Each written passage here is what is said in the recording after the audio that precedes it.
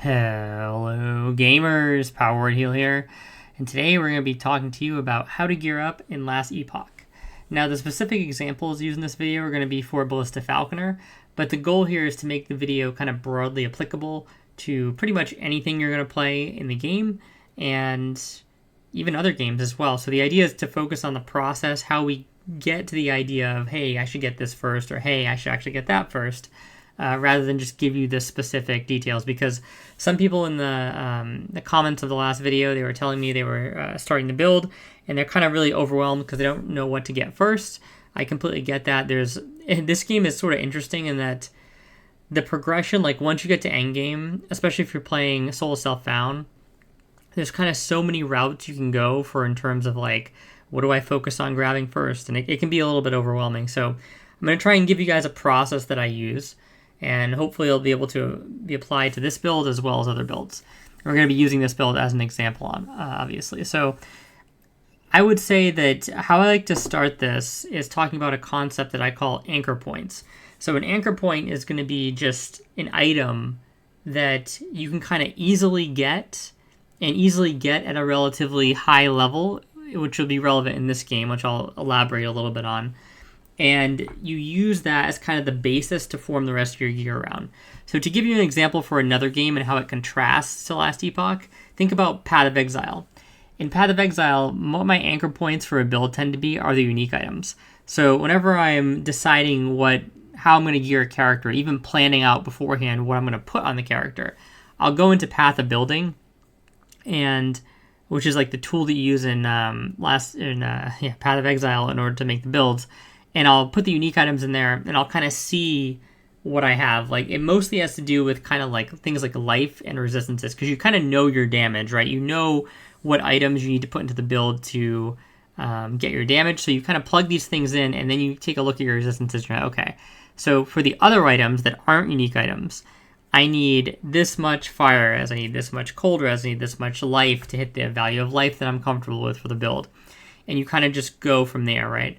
Now, in Last Epoch, things are a little bit different and more difficult because you don't really have static unique items in this game because of how the slamming system works. You can slam mods from rares onto the uniques, and the way that you do this, there's an element of randomness, right? You only get to pick one guaranteed mod, which isn't really that much in the scope of things, so you end up with these scenarios where you're kind of mishmashing gear. And in particular, this is the case for defensive stats, because normally when you have a unique item, you really want to slam a really good offensive stat into it, right, to make the most out of that. Because you're only going to get one, especially early game, that's at like tier 6 or tier 7, the exalted mods, which means that the other stats you get on the item are kind of just going to be whatever you could potentially get at the time, especially in SSF. So you basically end up with a case where, you know, for all the secondary stats, you have this, like, maybe you have elemental resist here, or you have health here, or you have, a combination of 2 resists here, and you basically just have this, like, hodgepodge of items, and it can be very difficult to kind of figure out how am I actually going to put together this build and have my resistances not be, like, super overcapped or super undercapped. And, like I said, I like to focus on the anchor points. So to give you an idea of what anchor points would be for this build, one of them would be the stand here, the bow, right? Because we know this is the best bow for the build, right? And in this particular case, we have a really great anchor point because we have a bow that also provides resistances. So it's very rare that your damage slot will actually give you resistances as well, but this one does. So we have cold and physical resistance. Now, unfortunately, this is sort of counterbalanced by another anchor that we have, which is the Morning Frost, and these remove cold and physical resistance. Now, it's good that there's synergy here in the sense that they both cover the same resistances, right? Because this is naturally covering for the weakness that the boots provides, right? So you can basically get like 50 to 60 dexterity, and theoretically your bow is making up for all that difference. And then once you go over that, you obviously, you kind of go into the negative. But so these are 2 anchor points that I like to keep in mind, that my cold and my physical are going to be lower than normal, right? Because I'm using these boots. and I'm going to be able to get back a percentage of them, right, via this weapon. That's always a good start. Now, other anchor points I use sometimes are item bases, so it doesn't necessarily have to be a unique item. A common anchor point for me is Spider Silk Sash in these builds. I pretty much never use a belt that's not a Spider Silk Sash unless there's a really good reason for it. You could have a really overstated belt, or you could really be overstated in a certain area and you don't need to have these particularly 2 resistances on the belt. But this is a great belt because we need cold resistance on this build, right? Because again, we have a lot of it from the bow, but we're going negative most likely with the boots because we're probably going to be running at least 100x. So we're at least 40 in the negative. So this belt, combined with the bow, basically puts us just positive with cold res, right? So it's basically impossible for us usually to be way over cold cap, which means that this belt is nearly always going to be useful for us and makes a fantastic anchor point. Same thing with kind of poison, right? There's not really another item we're going to use that has an implicit poison base, right? So getting 39 poison from the belt is fantastic, and we know that we can combine it with a poison roll on a relic if we really need, right? So we have poison from the belt, poison from the relic, and just those 2 alone will absolutely cap us, especially if we're using the all resistance blessing. And that's something you're going to want to take into account as well. In a game like this, you can use the blessing as an anchor point. You know you're going to be getting 20 all res if you've decided that you're going to use the blessing. So, those are some great anchor points to start out with. The Peak of the Mountain is an anchor point in a different way, in the sense that I know that I can't really count on getting resistances from my helm slot, right? Because inevitably it's going to be a Peak of the Mountain, and inevitably I'm going to want damage on it, most likely falconry. I'm going to have dex on it, and realistically what's going to happen is I'm probably going to have a 3 LP. I'm going to hopefully get 2 damage stats on it, but I can't guarantee that I'll get my 2 suffixes, right? I'm probably only going to get 1 max, so it might be health, it might be 1 res, it might be the other res, so I can't count on what I'm going to get there. But what I can do is I can get the helm easily, right? So the helm, it does sort of function as a defensive anchor point in the sense that you can get a 3LP relatively easily pretty early on, and you can kind of lock that in as the item that you want. So for example, this one, I have health and void resistance, right? So I can put this in and be like, okay, now I can base everything else around the fact that I have void resistance on this helmet, Or if I didn't want that, I can go and I can get, 3 or 4 more of these and create them. And then maybe I'll have double res on a 1, right? And I'll be like, I want to use that as my anchor point because I need to cover more res or something like that. So really easy to slam unique items are great anchor points. This is another great example of something that can function sort of like an anchor point. Now you're going to look at this and you're going to be like, well, how does it work with Tyrant Skull, right? Well, the reason that Tyrant Skull can be good is because for 1 LP items, it makes them particularly easy to corrupt, right? So there's kind of 2 different concepts that are going on here. For the helmet, it's not necessarily easy to corrupt because it's harder to get the high LPs of a helmet. And when you do, the mods have to hit, and you're kind of investing a lot in order to be able to get that result. For example, you need to make good bases to put into a 3LP, right? Because you can't just use any shoddy base and put the 1 mod you want into that item. So, hey, Govna. Yeah, just doing a little video here where I'm talking about how to kind of, what the order you should be going in to build your character. So, so for the Peak of the Mountain here, it's a great helm in the sense that it has 3LP and you can cover a lot of areas, but again, you have to make the items to be able to slam into it, which can be annoying, right? You have to get the right items in that sense. And getting the actual LP on the item, while in this case is not super bad, can be a little bit annoying as well. On an item like Tyrant Skull, it has a 70, I believe, legendary potential, so you're basically only getting 1 LP on this, right? It's very rare. You're not going to be getting a ton of 2 LP Tyrant Skulls, especially early on. So what you can do is the fact that it's so easy to get the first LP, you can count on getting 1 LP, and you're going to slam your +4 ballista, +3 ballista, or whatever it is, right? So you know that's going to be in there. Then what you're going to do is you're going to use the corruption. Now, the corruption is a super powerful way to kind of cement these anchor points even further in this patch, and it's particularly good for 1 LP items, especially 1 LP items that aren't super rare. So Tyrant Skull is fantastic, right? Because it is basically not really that rare at all. It's deterministic. You just have to invest into the beast mechanic, and you get a bunch of bones. It's relatively cheap, to be honest, only like 1350 bones, or 13,500 bones. So you can actually get a lot of these, and you get them with 1 LP. If they don't get 1 LP, you put them in the Nemesis. Eventually they get 1 LP. And then you put the 4 Ballista on, which can be a little bit annoying to get, but I have a video that I put out, I think not too long ago, or no, I didn't put it out yet. I'll have it out soon, where I can show you how to get things like +4 Ballista relatively easily. But anyway, you get that mod, you slam it on there, and then for your anchor point, what you do is you make a couple of these, and then you corrupt them. And once you get something you like, you kind of lock it in. So this is a perfect example, right, where I got the +4 Ballista, I corrupted it, now I have +30 fire res, and this is a fantastic anchor point for the rest of my gear, because I know, hey, I got 30 fire res from this, I have 20 fire res from the all res blessing, so I'm at 50 fire res baseline.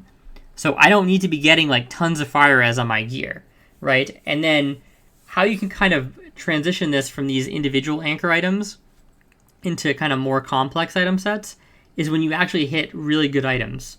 So let's say you hit one item that is like, you're really like proud of this item, you know, like it was really hard to make, but you got kind of lucky. Everything kind of came together and you made like a really good item. Maybe it's like got 1 exalted modifier if it's very early on, or 2 exalted modifiers even, maybe 2 exalted modifiers and a sealed affix, like something like this is actually crazy. Unfortunately, the exalted modifiers aren't in the right place. I have one more Havoc glyph to try and get them there, but you kind of get the gist. Let's assume that the second exalted mod here was on the dexterity, so we had like tier 7, I think it's actually tier 6, right? Yeah, tier 6 minion damage, tier 6 dexterity, and then we had frailty, which is something we want in the gloves, and necrotic resistance, and then we have an tier 7 sealed health. That's insane on an item, right? So what you would do is you would kind of lock this in as your item, right? And then, hey, look, now we have another piece of the puzzle. We have basically 50 necrotic from a single item, right? We have a ton of health here, so this item's not going anywhere. This item's not going anywhere. This item's not going anywhere. This item is not going anywhere. And our Peak of the Mountain is not going anywhere. So now we have other items that we can kind of build the base around, right? The chest is another item that I love in this particular build to have as an anchor point, because it has 40 basically lightning res, right? We get a little unlucky here. This is a corruption. But yeah, it basically has around like, 35 to 45 lightning res every time. So you can count on 35 to 45 lightning res every time. You're basically close to lightning capped. At that point, you just need a little bit of all resistance, and suddenly you're lightning capped, and your all resistance, remember, it's always going to benefit your cold because you always need more cold.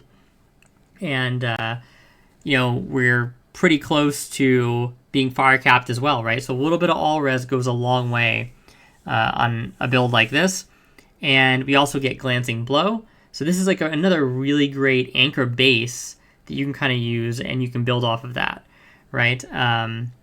And in some cases, you'll have bases like this, which are, it's more of a damage anchor. Like an item is just so good in damage that you can't give it up, right? So in this particular case, like having 34 crit multi on the quiver is probably unequivocally the best quiver in the game. I think the only quiver that outcompetes this is the Steel Weave quiver, which would only outcompete it if you actually need the armor shred that is on the implicit of that quiver, right? And you couldn't get it, let's say, from anywhere else. to be able to put like 30 to 50 armor pen stacks up. So if you couldn't get that without the quiver, then that quiver probably becomes bis. But until then, this one's bis. And the rings are sort of the same. Like we know on this build that like minion critical strike multiplier is just insane for this build. We know how good flat damage is, and when you compare the flat damage on the idols versus the crit multi on the idols, it's not even a comparison. So crit multi goes crazy on this build. So you're going to want 2 turquoise rings, right? And these don't give an anchor point in the sense of resistances, but they do in damage. So you're not going to be able to get resistances on the implicit of the rings. So you have to be able to make up resistances elsewhere, okay? And the final thing is the amulet. So I crafted this. It's actually pretty decent. And I've been using this as kind of like my anchor. This is like the GG item that I crafted sort of early before I got most of the things online in this build. So I've been kind of anchoring the build around this. For you guys, it's unlikely that you're probably going to roll something like this. So I think the easier anchor point actually tends to be an Omnis for this build. It's +2 to skills. You're going to lose a little damage like outright, but you're going to gain some of the damage back, especially earlier on, because you're going to have access to more of the ballista tree earlier, right? So you're going to gain a little bit of the damage back. But what it does to help your resistances, if you get a decent one, it's just night and day. And remember, because of your other anchor points, you know exactly what you're looking for in Omnis, right? So it doesn't need to be something where you corrupt an Omnis and it gets like +45 to all reses, right? In fact, that's a little bit of a wasted situation for you, right? Because you know that if you use this chest, you're going to have 45 lightning, right? Or at least probably 40. And then you're going to have 20 lightning from the all res. So you're starting with like 60 lightning, right? So your lightning roll in the Omnis doesn't need to be that high. What about your poison? Well, you're using the belt, right? And you're using a poison idol most likely at some point. So you're not really going to need poison res on your Omnis either, right? That can be a pretty low roll. And then what about physical and cold? Well, that's probably where you want your Omnis to be really focused, right? Because you're always going to need those reses, essentially, right? Because you just lose so much physical and cold from the boots, okay? What about necrotic? Well, in our build here, because we have this anchor item, we're not really that worried about having a super great necrotic roll in the Omnis. If you had different pair of gloves with different resistances on them or something like that, maybe you would need less, or maybe you would need more necrotic res there, right? But let's say you had a pair of Crusader's gloves, the ones that give like 40 void, then now all of a sudden your Omnis doesn't need as much void res, right? Because you have 40 void from the gloves, and you have like 20 void from the blessing, so you have 60 void right off the bat, right? So again, you don't need that much void from the Omnis. So you can kind of play around with how much you actually need on the Omnis based on what you have from these sort of anchor point items. Another item that I will point out for earlier on, let me find it here. I think I probably have one in my stash. Yeah, so this is actually a very good base in my opinion. The only problem with this base is that it's just overshadowed by the peak of the mountain. Why is that the case? Well, it's just so easy to get the peak, and it's so easy to get a high LP of the peak. Even getting a 4 LP of the peak is not, unheard of, right? Which means that you're essentially gaining so much from this helmet. Like, basically, the amount of crit it has on it is wild. So in my particular case, before I had this, I was using a multi-helm, which was fine. But when I went from the multi-helm to this, I actually went from like 50 or 60% crit all the way to crit cap, which is just way more damage than 30% multi is going to give you, right? Because going to crit cap makes all your other multi a lot better, because now you're actually critting all the time. So you're basically using any other multi you have in the build 100% of the time. So you have to think of things like that. But let's say, you got to a point, maybe through your idols and stuff like that being really min-max, where you didn't need this helmet to crit cap anymore, right? Well, if that was the case, then this helmet actually becomes incredible, right? Why? Well, we have 40 fire baseline, okay? So that's just absolutely insane, right? We have 40 fire, and then in this particular case, it's almost a little bit of anti-synergy for this particular setup because we have 30 fire on the Tyrant Skull, but let's say we had something like 30 necrotic on this instead. That would be insane because now we're getting 30, or let's say 40 fire from our helm, right? Remember, we're getting 20 from the all-res blessing, so we already have 60 fire res. We have 30 void from our Tyrant Skull, let's say. Remember, we're saying if this was void instead. And then you have 20 void from the blessing, which is 50, right? And that's not even counting the Omnis or anything like that. Then you have the necrotic from this, right? And you have the necrotic from the Omnis, and you have the necrotic from the blessing. And you're starting to see that all of a sudden it's really easy to get your resistances when you're using these items that have kind of great bases built into them, right? Or great anchor points built into them in terms of your resistances or your damage. So that's kind of how I go about building things. And I think the easiest ones to kind of start with on this build, like I said, the Tyrant Skull is pretty easy. When you first start, you don't even necessarily need to get plus to ballista level. So like if you're really, really new, right, and you don't have access to a bunch of Havocs glyphs, which is what you use to help get plus 4 ballista, you don't have a lot of access to any tier 7 mods yet, even just corrupting this normally could yield something like the fire res or whatever, right? Or, you could get a 1 LP, you could put minion damage, then corrupt it, right? See what happens. You can do that on multiple. Peak of the Mountain, again, is a great one because it's really easy to lock in, right? Making sure you have your bow is obviously very important because you're getting a huge chunk of cold and physical. So that's really important. And the belt is, again, the next easiest one, right? And the easiest way, in my opinion, is just stack a bunch of resistances on the belt. And which is not what this belt has, but this was kind of a special case that we happen to find. One more thing that I'll mention, you have to be a little bit careful with this, but all resistance can be quite powerful, especially if you're able to seal it. Now, you have to be a little bit careful because, like I said, you'll end up in a scenario sometimes where if you're using something like a Gorgon Scale Coat, where you have the 40 lightning res, and then you have 20 lightning res from the blessing, you only need about 15 lightning res to actually cap, right? So really you don't need too many all res rolls. But even I think like tier 2 all res on a ring is like 8% or something. If you seal that and you're able to get like a 5 mod ring, even if it doesn't have an exalted mod on it, even if it's like 4 tier 5 mods, and then you have a tier 2 all res sealed, that all res can kind of make up the difference in a lot of areas, right? So just something to kind of keep in mind there. It can be quite strong. Yeah, I think that's all I wanted to say. Yeah, I think that's pretty much everything. But yeah, all res is like kind of sneaky good in a couple of spots, right? You don't need it everywhere. And in this particular build, because cold res is kind of so much in demand, you don't really want it everywhere, right? Because it's going to be an asymmetry between how much cold res you need and how much of the other reses you need. But getting like one roll or something can really go a long way. Or if let's say you get 8 on this ring and 8 on this ring, right? Now you have 16 all res, and in this particular build, necrotic would be capped very easily with that. Fire would be capped very easily. Void would be capped very easily, right? And then you can really focus on the cold and fire res. So that's how I go about,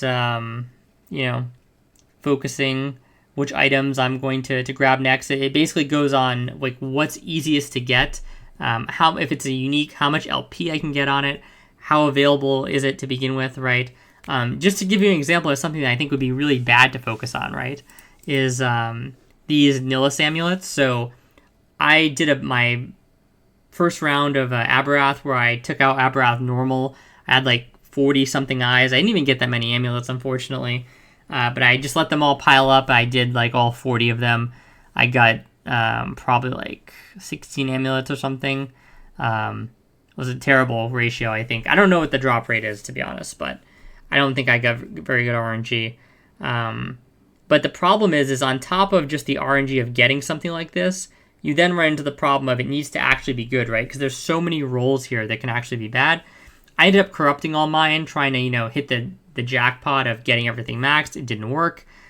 So if you were like really planning on using an amulet like this, it actually becomes really difficult, like pretty quickly, right? Because it's hard to get the drop, period. It's hard to get the drop with legendary potential. It kind of needs +2 all skills to even be viable to begin with, and then it can still get bricked by, having minus to res, or, I think you can get reduced mana regeneration, which would be terrible. So there's all these things that could brick something like a Nihilus, okay?